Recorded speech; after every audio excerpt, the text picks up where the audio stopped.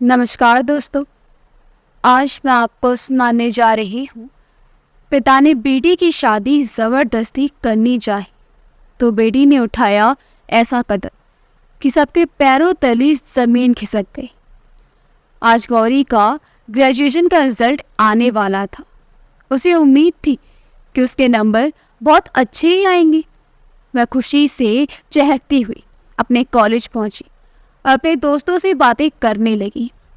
इसके बाद हम सब ना जाने कहाँ कहाँ होंगे, कौन क्या करेगा भगवान जाने। पहली लड़की बोली, तुम लोगों को तो पता नहीं, मेरा तो फिक्स है शादी। शादी के बाद पति और ससुराल से छुट्टी मिली तो अपने ग्रुप में हाय बाय भी कर लूँगी मैं।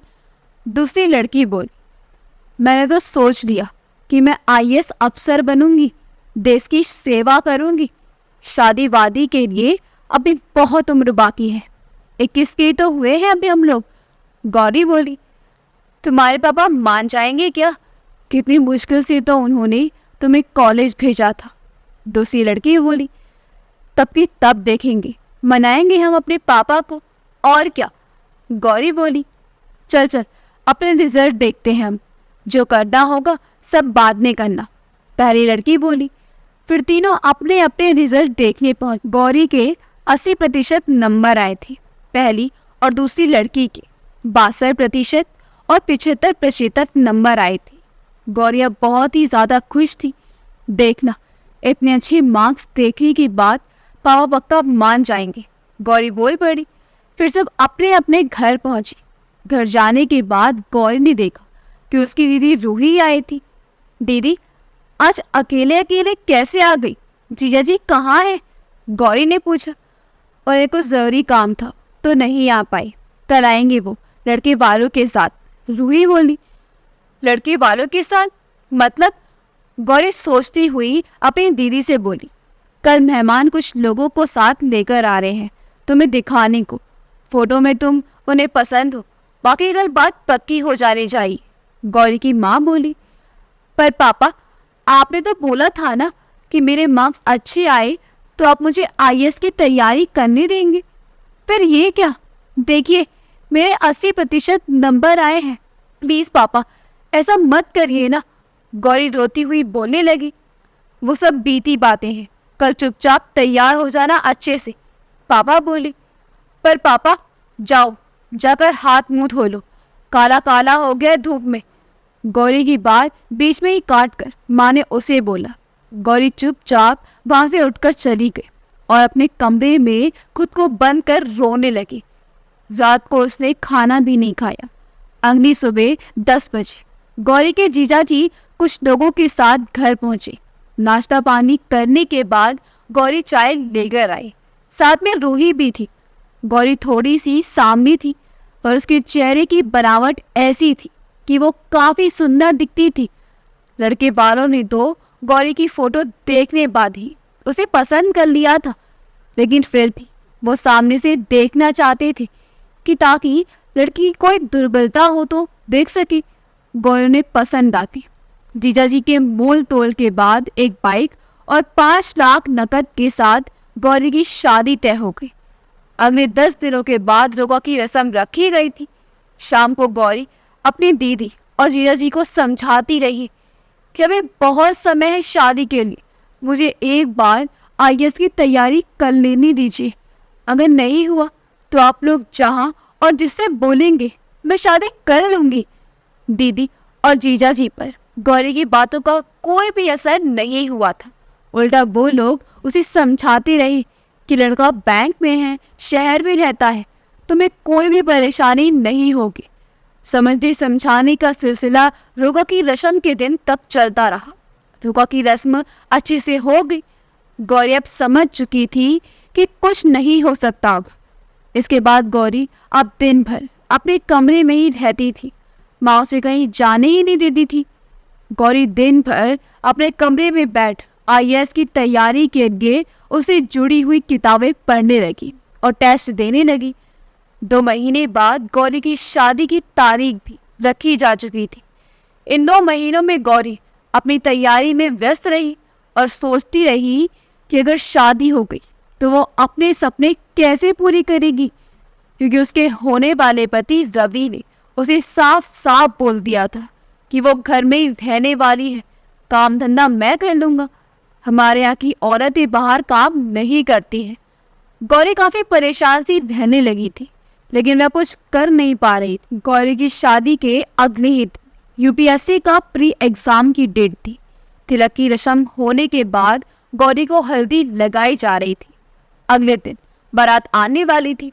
गौरी बहुत परेशान दिख रही थी, लेकिन वह अपनी परेशानी किसी से कह नहीं पा रही थी। उसकी दोनों सहेलियां भी उसे यही बोल रही थी कि आईएएस छोड़ो, रवि की पत्नी बन जाओ। शाम में बारात आने तक गौरी ने फैसला कर लिया कि वो शादी से ही भाग जाएगी। घर परिवार की इज्जत जाए तो जाए। उसने खुद को अपने कमरे में बंद किया और एक पत्री लिखने लगी। पत्री लिखने के बाद उसे दुल्हन के कपड़े के ऊपर रखा और वहां से किसी तरह बचती बचाती निकल गई। जयमाला की रस्म की तैयारी होने लगी थी। रूही और माँ गौरी को लेने उसके कमरे में पहुंची। बिस्तर पर दुल्हन के कपड़े पड़े थे और गौरी वहां नहीं थी। रूही ने तुरंत जीजा जी को बताया। जीजा जी तुरंत बाहर भागे और कुछ लोगों के साथ गौरी को खोजने निकल पड़ी। माँ पापा के साथ रूही पत्र पढ़ने लगी। प्यारे मम्मी पापा, मैं आपकी गौरी अपनी मर्जी से मेरी शादी छोड़कर जा रही हूँ। मैंने आप लोगों को कितना समझाया कि मुझे आईएएस की तैयारी करनी है, लेकिन आप लोग मेरे सुन ही नहीं रहे थे। मैं जा रही हूँ सब कुछ छोड़ छाड़ कर। जिस दिन मैं कुछ बन जाऊंगी वापस आ जाऊंगी, पक्का। नहीं बनी तो इस दुनिया को छोड़ दूंगी। मैं अपना ख्याल खुद से रख लूंगी। माँ तुम चिंता मत करना, तुम सिर्फ पापा का ख्याल रखना, उन्हें ज़्यादा चिंता करने मत देना, नहीं तो उनकी तबीयत खराब हो जाएगी। दीदी मैं शायद ही आपको माफ़ कर पाऊँ, क्योंकि मेरी शादी की चिंता आपको ही ज़्यादा थी। मानती हूँ कि आपके भी कुछ सपने होंगे, लेकिन आपने उन सपनों को अपने साइड में दबा लिया। मुझसे ऐसा नहीं हुआ, इसलिए मैं अपने सपने पूरे करने जा रही हूँ। आप सबकी लाडली गौरी। पत्र पढ़ने के बाद माँ वही पलंग पर ही गिर पड़ी। रूही की आंखों में आंसू थे। पापा जहाँ खड़े थे वही मूर्ति बने खड़े रहे। लड़के वालों ने उन्हें बहुत खरी खोटी सुनाई और जीजा जी से तो उन लोगों की हाथापाई भी हो गई। किसी तरह लोगों ने बीच बचाव किया। रवि के दोस्तों ने गौरी पर ही इल्ज़ाम लगा दिया कि भाग गई होगी अपने किसी प्रेमी के साथ, और हम लोगों को ये लोग कोई झूठी कहानी बनाकर सुना रहे हैं। प्रेमी के साथ भागने वाली बात जंगल में आग की तरह फैल गई। कई दिनों तक गौरी के घर वाले अपने घर से बाहर नहीं निकले। गौरी के भागने के कारण उन्हें बहुत कुछ सुनना पड़ रहा था। घर से भागने के बाद गौरी नज़दीकी स्टेशन पहुंची और वहां से उसने ट्रेन पकड़ ली। ट्रेन में बैठने के बाद गौरी दिल्ली पहुंची, जहां उसका यूपीएससी का एग्ज़ाम का सेंटर पड़ा था। स्टेशन पर उतरने के बाद गौरी को अपने किए पर पछतावा होने लगा और उसे लगा कि उसे बहुत भारी गलती कर दी है, लेकिन अब घर वापस जाने में कोई फ़ायदा नहीं है। सब कुछ खत्म हो गया होगा अब तो। गौरी सोचती रही, रात भर जगे रहने और स्टेशन के पास चलती रही। गौरी की तबीयत भी खराब हो गई। वह किसी तरह एग्ज़ाम देने पहुंची और पेपर दिया। गौरी को लगा कि उसका पेपर अच्छा नहीं गया है। वह एग्ज़ाम देने के समय भी सोचती रही कि घर जाऊं कि नहीं जाऊं। एग्ज़ाम देने के बाद वह घर नहीं गई, दिल्ली में ही रह गई। कुछ दिनों में उसने एक प्राइवेट स्कूल में शिक्षक के रूप में काम करना शुरू कर दिया और स्कूल के पास ही एक रूम लेकर रहने लगी। वह अपने घर से बहुत दूर निकल गई थी। कुछ महीनों के बाद यूपीएससी प्री का रिजल्ट निकला, लेकिन उसमें गौरी का नाम नहीं था। गौरी पूरी रात फूट फूट कर रोती रही। उसे अपने किए पर पछतावा भी होने लगा था। अब उसे लगा कि उसे वापस घर चले जाना चाहिए, लेकिन वहाँ के हालात के बारे में सोचकर वह डरे जा रही थी। गौरी ने अपना नंबर भी बदल दिया था।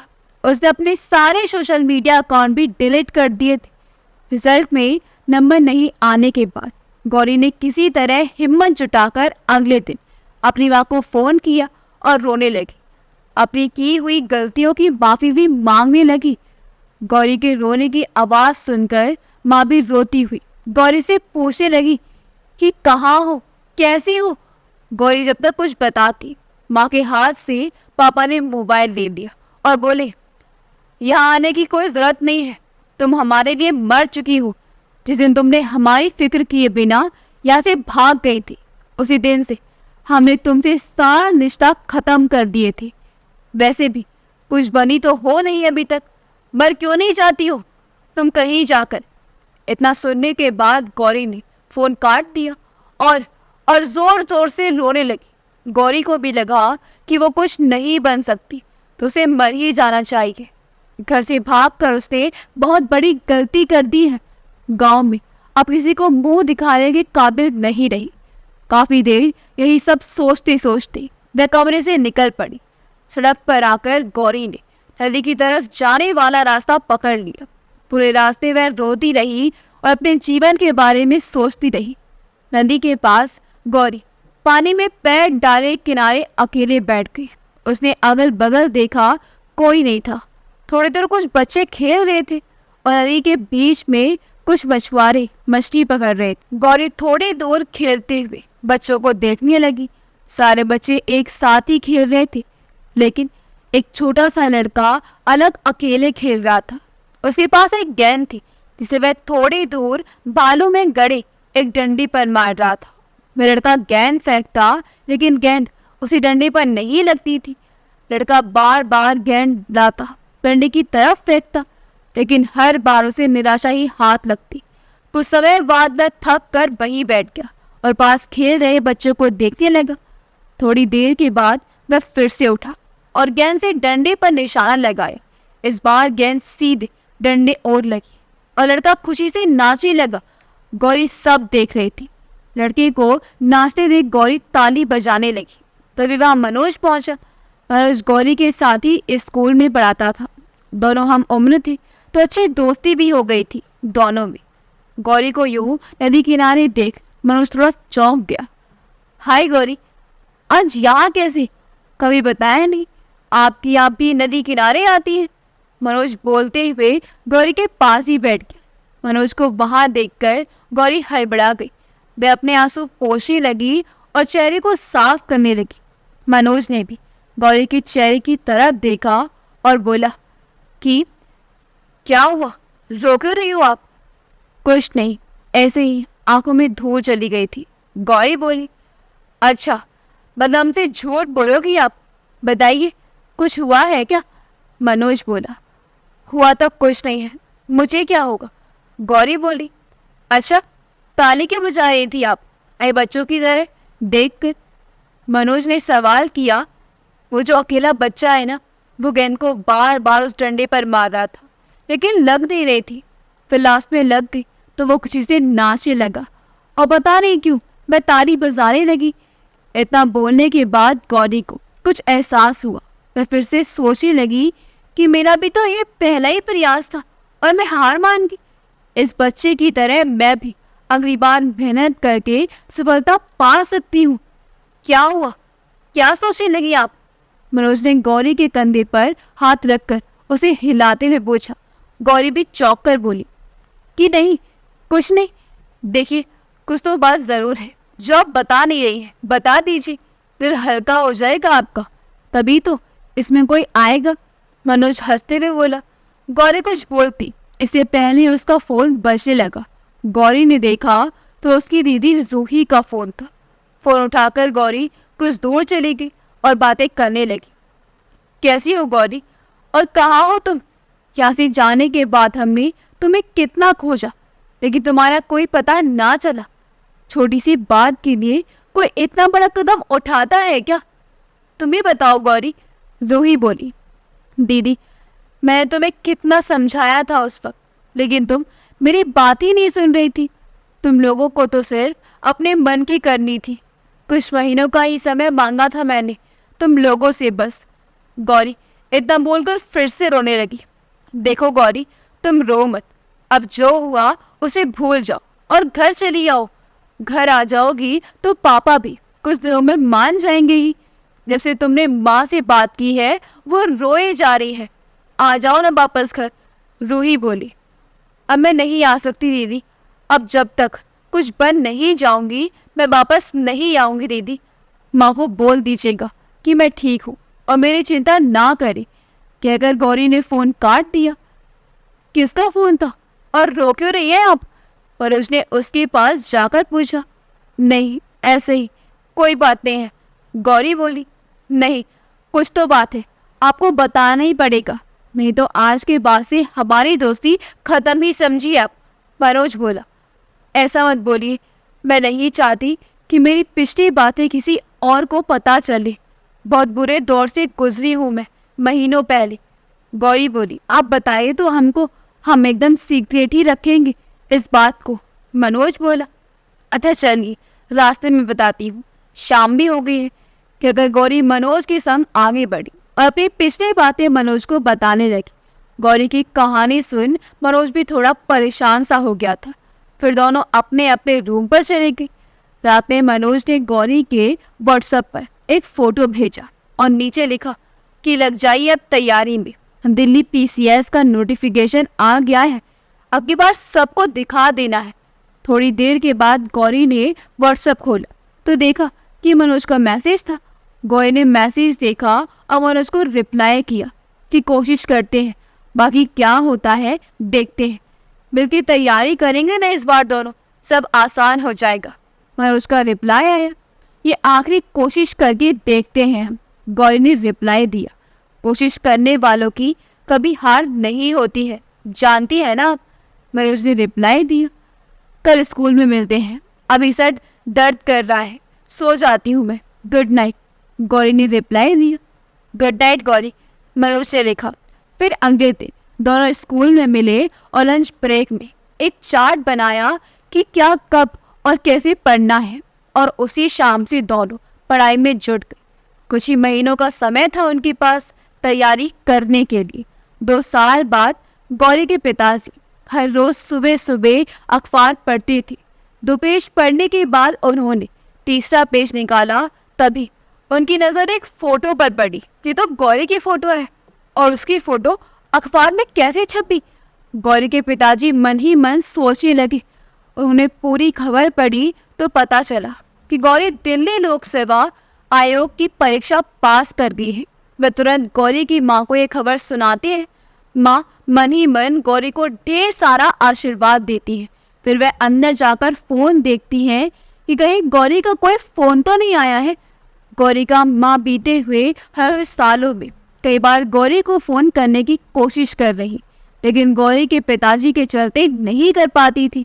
इन बीते 2 सालों में गौरी और मनोज दोनों ने पूरा जी जान लगा दी थी परीक्षा की तैयारी में, और इसी मेहनत की बदौलत आज दोनों अपने पहले प्रयास में दिल्ली PCS की परीक्षा पास कर गए। 5 दिन पहले जब परिणाम निकला था और गौरी ने अपना नाम उसमें देखा तो वह पागलों की तरह उछलने कूदने लगी और फिर अचानक से शांत होकर रोने लगी। थोड़ी देर बाद ही मनोज का फ़ोन आया और मनोज ने उसे नदी के किनारे बुलाया ताकि उसे समझा सके। नदी किनारे पहुंचने के बाद दोनों ने एक दूसरे को बधाई थी। फिर मनोज गौरी को समझाने लगा। देखो गौरी, पिछले 2 सालों में तुम अपने घर वालों से बात नहीं की है, एक बार बात करके तो देखो, क्या पता ये खबर सुनकर उनका गुस्सा शांत हो गया हो। है तो वो तुम्हारे माता पिता ही ना, आखिर कब तक गुस्सा रहेंगे? उस समय की हुई गलती को अब वो माफ़ कर देंगे गौरी, तुम एक बार बात करके तो देखो। गौरी ने कुछ सोचकर फ़ोन निकाला और माँ के पास फ़ोन लगाने लगी। काफ़ी प्रयास के बाद भी फ़ोन नहीं लगा। हर बार नेटवर्क आउट ऑफ कवरेज बता रहा था और 1-2 बार कोशिश करके देखो। मनोज बोला। नहीं, मुझे पता है कि फ़ोन नहीं लगने वाला है। गौरी बोली। अब वह भी परेशान से ही थी। तुम अपने घर क्यों नहीं जाकर देखती? क्या पता सामने से देखने के बाद उनका दिल पसीज जाए और तुम्हें वो माफ़ कर दे। मनोज बोला। कोशिश करती हूँ मैं, गौरी बोली। अगले दिन गौरी अपने घर के बाहर थी। दरवाज़ा खुला था। गांव के घर वालों में दरवाजे अक्सर खुले ही मिलते थे क्योंकि यहाँ लोग साफ दिल से आते हैं। आकर आवाज़ देते हैं और फिर ढेर सारी बातें होती हैं। वही शहरों में घंटी बजाने के बाद दरवाजे पर खड़े रहो, कई बार लोग अंदर आने के लिए भी नहीं पूछते हैं। गौरी अपने घर के अंदर पहुंचती है, कदमों की आहट सुनकर अंदर से माँ की आवाज़ आती है, कौन? गौरी घबरा जाती है और उसके बाद अंदर ही रह जाती है। तब तक अंदर से माँ बाहर आती है और गौरी को देखती है। वह तुरंत गौरी को गले से लगाकर रोने लगती है। माँ को पकड़ गौरी भी रोने लगती है। थोड़ी देर बाद दोनों वही कुर्सी पर बैठ जाते हैं और माँ गौरी से कई सारे सवाल एक साथ ही पूछ बैठती हैं। कहाँ थी इतने सालों से? कहाँ रहती थी? क्या करती थी? और भी कई सारे सवाल जो माँ ने एक ही बार भी गौरी से पूछ डाले थे। गौरी धीरे धीरे सारे सवालों के जवाब माँ को देने लगी। तभी गौरी के पिताजी बाहर से आते हैं और देख गौरी सिर झुका खड़ी हो जाती है। माँ खड़ी होकर बोलती है, देखिए जी, गौरी आ गई अपने घर वापस। अब आपको इसको कुछ मत बोलिएगा, नहीं तो ये कहीं फिर से ना चली जाए। गौरी के पिताजी थोड़ी देर चुपचाप खड़े रहते हैं, फिर रोते हुए हाथ जोड़कर गौरी से माफ़ी मांगने लगते हैं। बेटी, माफ़ कर दो मुझे, मैं समझ नहीं सका था उस समय, बहुत बड़ी गलती हो गई मुझसे उस समय, माफ़ कर दी बेटी हमें। पापा ऐसा मत बोलिए, गलती मेरी थी, मुझे ऐसे भाग के नहीं जाना चाहिए था, मैं आप लोगों को अच्छे से समझा ही नहीं पाई थी उस समय। गौरी रोते हुए बोली। रूही और उसके पति भी तब तक घर पर आ गए। गौरी घर आने से पहले रूही से बात की थी और उसे बताया था कि मैं घर जा रही हूँ। सभी लोग मान गए थे और गौरी के घर वापस आने से खुश भी थे। सबसे ज़्यादा खुशी की बात थी कि गौरी का दिल्ली पीसीएस में सिलेक्शन हो गया था। उसके बाद गौरी के पिताजी घर के बाहर यूं ही घूमने निकलते। आज तक जो लोग गौरी पर लड़के के साथ भागने का इल्ज़ाम लगाकर गौरी के पिताजी को खड़ी खोटी सुनाते थे, आज अखबार में खबर पढ़ने के बाद वही लोग गौरी के पिताजी को बधाई दे रहे थे, उनसे बातें कर रहे थे। किसी के बारे में एक अच्छी खबर उसका बीता हुआ कल भुला देती है शायद। अगर आपको हमारी कहानी अच्छी लगी हो तो हमारे वीडियो को लाइक करें, शेयर करें और हमारे चैनल योगी वॉइस को सब्सक्राइब कर दें। मिलते अगली वीडियो में। आपका बहुत बहुत धन्यवाद।